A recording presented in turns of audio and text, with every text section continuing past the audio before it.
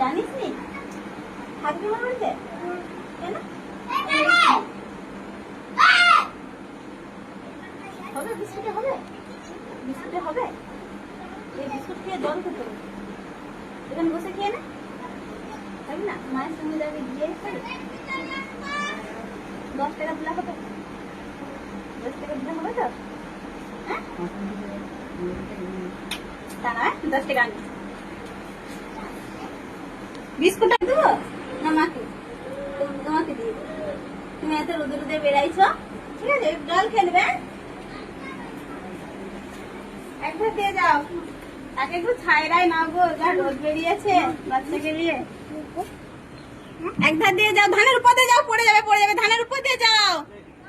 আরে অত ধারে যাস না, পড়ে যাবি। ওইটা